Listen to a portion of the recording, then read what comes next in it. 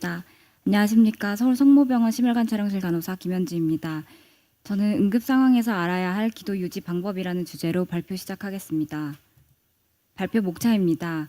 먼저 첫 번째 케이스 리뷰를 통해 응급 상황에서 사용하는 아이겔에 대한 내용과 두 번째 케이스 리뷰를 통해 인튜베이션과 벤틸레이터 어플라이, 마지막 썸머리 크게 세 가지 챕터로 나누어 발표하도록 하겠습니다.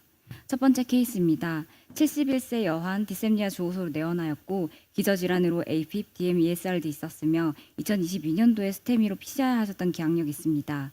에코상 시비어 AS 보이며 Vmax 4.6, 이젝션 프랙션 40, RVSP 54 측정되어 탑이 시행하기로 하였습니다. 프리 탑이 CT 상에서 레프트 메인 칼시파이드 플락 50% 스테노시스 있어 탑이 전에 엔지오 먼저 찍었고 병변이나 ISR 관찰되지 않아 바로 탑이 시행하기로 하였습니다. 피그테일 카테터로 에올타그램 시행하며 밸브 임플란테이션할 위치 확인하였고 LV 페이싱 하면서 사피엔 23mm 밸브 디플로이 하였습니다.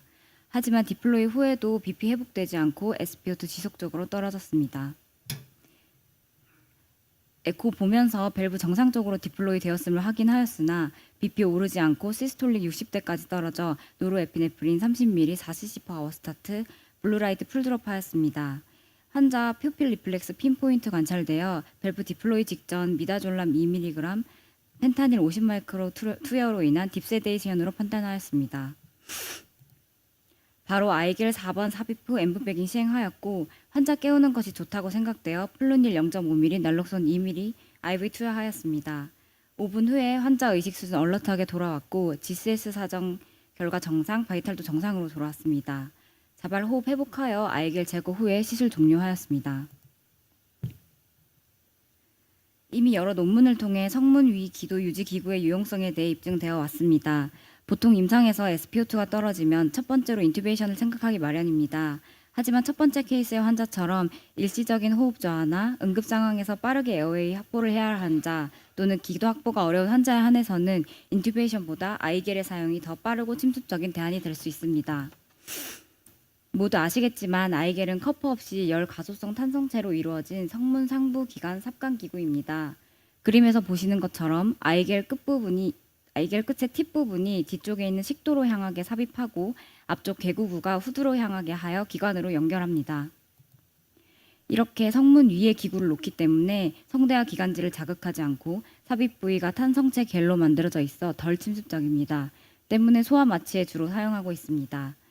팽창식 커프가 없어 기도 압박 위험을 줄여주고 라링고스코피를 사용하지 않기 때문에 편리하고 빠르게 넣을 수 있어 응급기관 삽관 시 주로 이용합니다.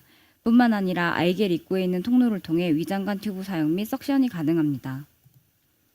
아이겔 사용 시 주의사항입니다.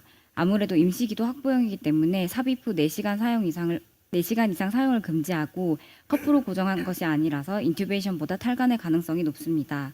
때문에 삽관 후 고정을 잘 해주어야 하며 치아가 흔들리거나 약한 경우, 위 내용물이 남아있는 경우, 인후두의 이상, 농양, 종양 외상 등이 있는 경우에는 사용을 권고하고 있지 않습니다. 아이겔의 종류는 환자 바디에 따라 선택할 수 있고 저희 촬영실에 구비된 아이겔은 3, 4번 사이즈입니다.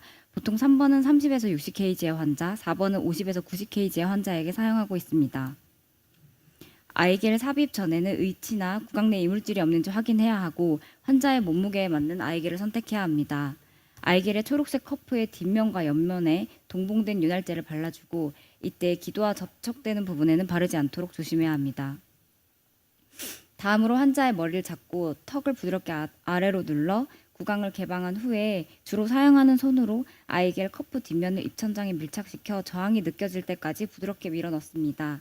제대로 삽입되면 앞니가 표시선 근처에 위치합니다. 엠브백을 이용하여 가슴의 움직임, 폐음 등을 확인하고 확인이 되었으면 고정해줍니다.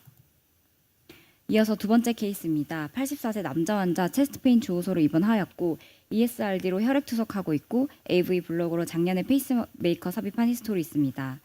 입원 후 나간 카디악 마커에서 트로포닌 T와 프로비NP 정상 수치 이상으로 나와 CAG 시행하기로 하였습니다. CAG 결과 3베슬의 리전이 확인되어 캐비지 또는 PCI 시행을 권유하였고 보호자 면담 후에 PCI 시행하기로 하였습니다.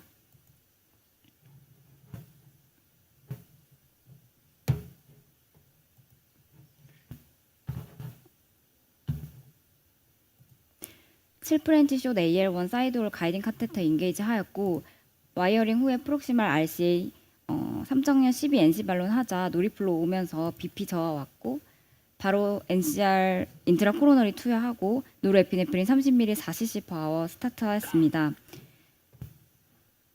프록시말 RCA 오닉스 3.5 15 스탠드고 환자 바이탈 언스테이블 하여 LAD랑 서크는 스테이지 PCI를 시행하기로 하고 시술 종료하였습니다.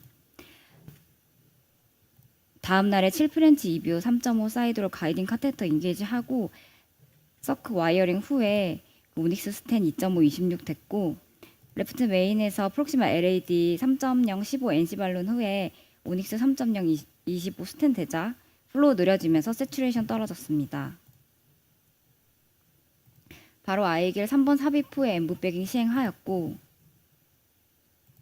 퍼스트 다이아고날 제일되어 슈퍼크로스 90도 마이크로 카테터 이용하여 와이어링 중에 지속적인 BP의 세츄레이션 저하로 인튜베이션 및 에크모 백업 하에 PCI 시행하기로 하였습니다. 환자 협조되지 않아 에토미데이트 6mm 투여 후에 인튜베이션 하였습니다.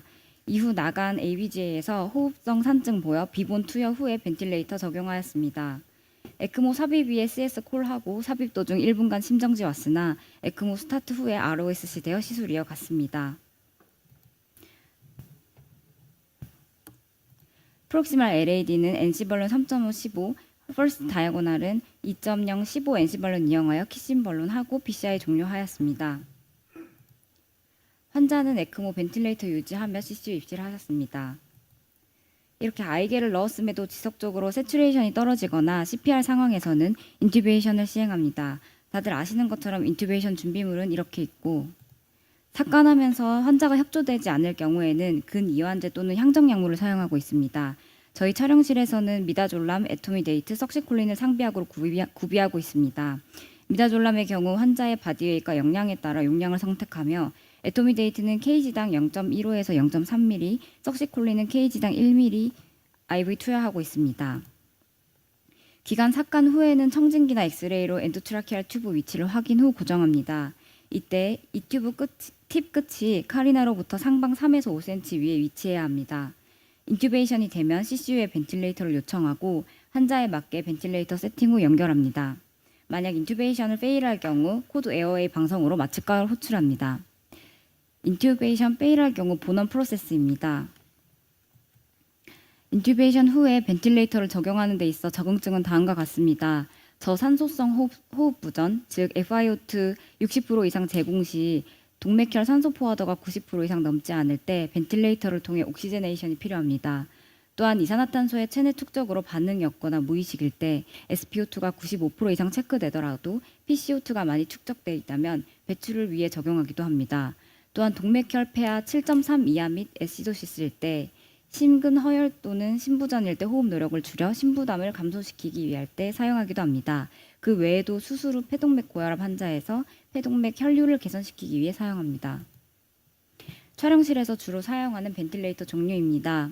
이 외에도 최근에는 코로나, 인플루엔자 등의 호흡기 질환으로 산소 요구도가 높은 환자들이 많아지면서 홈 벤틸레이터나 하이플로우를 사용하는 일도 많아졌습니다. 벤틸레이터의 기본 세팅 값을 알아보면 타이달 볼륨 1회 호흡량은 한 번 호흡하는 양으로 표준 체중의 kg당 6에서 8ml를 세팅합니다. RR 호흡수는 성인은 분당 12에서 20회입니다. FiO2는 흡입하는 산소의 분압으로 대기 중의 농도 21%부터 100%까지 산소를 설정합니다. 핍, 호기말 양압은 흡기와 호기 시의 기도에 가해지는 정적인 압력이며 보통 5cm H2O로 세팅합니다. 호기말 양압은 폐 용적과 폐 압력을 증가시키므로 환자에게 FiO2 100%를 공급하는데도 산소화가 되지 않을 때는 핍을 증가시켜 세츄레이션을 올려줍니다. 그러나 핍이 과도할 경우에는 폐 손상을 일으킬 수 있습니다. 환자가 과탄산 혈증일 경우에는 타이달 볼륨의 양을 늘리고 RR의 빈도를 높여서 이산화탄소를 배출하도록 합니다. 환자가 저산소증일 경우에는 FiO2를 올려주고 핍을 증가시켜 산소 포화도를 올려줍니다. 벤틸레이터는 이렇게 타이달 볼륨, RR, FiO2, 핍을 기본적으로 세팅하며 환기 방식 벤틸레이터 모드에 따라 추가로 설정합니다. 벤틸레이터는 공기 전달 방법에 따라 볼륨 컨트롤 모드, 프레셔 컨트롤 모드가 있고 환자 상태에 따라 ACV, SIMV, PSV, CPAP 등이 있습니다. 공기 전달 방법에 따른 벤틸레이트 모드 중 볼륨 컨트롤 모드는 타이달 볼륨 값 자체를 세팅합니다. 이 모드는 세팅한 타이달 볼륨 값이 반드시 들어가는 장점이 있는 반면 환자의 기도 저항이나 패탄성과 무관하게 일정 용적이 들어가서 폐포의 과다 팽창이 파괴를 초래할 수 있습니다. 프레셔 컨트롤 모드는 타이달 볼륨을 환자에게 들어가게 하기 위해 인스피레토리 프레셔 값을 세팅합니다. 이 모드는 흡기 시 기도압이 일정하여 호흡 노력이 적게 필요하고 환자가 편안한 반면에 환자의 기도 저항이나 패탄력에 따라 1회 호흡량이 달라질 수 있으므로 제대로 들어가는지 감시해야 합니다. 환자 상태에 따른 벤틸레이터 모드는 환자의 자발 호흡 정도에 따라 달라집니다. 자발 호흡이 없거나 적은 경우에는 ACV, SIMV 모드를 적용합니다. ACV 모드는 환자가 흡기를 노력하면 설정된 1회 호흡량을 불어넣어주고 환자의 흡기 노력이 없거나 충분하지 않은 경우에는 설정된 호흡수만큼 벤틸레이터가 조절하여 작동합니다. 전적으로 기계에 의해 환기가 이루어집니다. SIMV 모드는 치료자가 설정한 환기 외에 환자의 추가적인 자가호흡을 허용하는 방식입니다. 어느 정도 스스로 호흡을 조절할 수 있으므로 호흡근의 위축을 방지하여 인공호흡기 위닉 방법으로 사용합니다. PSV 모드는 자발호흡이 가능한 환자에게 치료자가 선택한 만큼 환자의 흡기를 보조해줍니다. CPAP은 치료자가 설정한 기존의 양압을 유지시켜주는 방식으로 환자의 자발호흡을 간접적으로 도와줍니다. 벤틸레이터 이상 시 울리는 알람입니다. 로우 타이달 볼륨 알람은 서킷 디스커넥, 서킷 내 물고임, 에어웨이 어클루전의 문제로 생기고 체크 튜빙 알람은 서킷 디스커넥이나 휴미디파이 열선 빠짐으로 인해 생기는 알람입니다. 하이프레셔 리밋 알람은 에어웨이 옵스트럭션, 다량의 시크리션, 이 튜브의 꺾임, 서킷 내 물고임으로 발생하며 노 페이션트 에포트 암니아 알람이 울린 경우에는 환자의 의식 수준, 세데이션 약물 주입량을 확인해야 합니다. 하이 레스피레이션 레이트 알람은 환자 상태를 확인하고 벤틸레이터 서킷 연결 상태, 벤틸레이터 호흡수를 재설정해야 합니다. 리크 알람은 서킷이 디스커넥되거나 이 튜브 위치 이동, 디벌루닝 되어 볼륨이 감소될 때 발생합니다. 벤틸레이터 적용 시 간호입니다. 활력 징후, 피부색 호흡수와 양상, 호흡음, 자발적 환기 노력, 의식 수준을 모니터링해야 하고 저산소증, 고탄산증, 저탄산증을 관찰하고 규칙적으로 ABGA를 시행해야 합니다. 합병증 발생이 쉬우므로 신경학적 상태를 비롯한 정신 상태를 함께 사정하며 분비물 흡입 및 분비물의 형태, 색깔, 양을 함께 관찰합니다. 마지막으로 썸머리입니다. 에어웨이 유지의 중요성에 대해 알고 대처할 수 있어야 합니다. 또한 응급 상황에서 기도 확보를 위해 아이겔 사용이 1차적인 대안이 될 수 있으며 아이겔의 사용법, 인튜베이션 방법, 벤틸레이터 적용에 대해 숙지하고 있어야 합니다. 이상으로 발표를 마치겠습니다. 감사합니다. 네, 김현지 선생님께서 응급 상황에서 에어웨이 유지 방법으로 아이젤과 인투베이션 방법을 소개해 주셨습니다. 시간이 없어서 딱 한 분만 질문 받도록 하겠습니다. 김태현 선생님. 네, 유익한 강의 감사드립니다.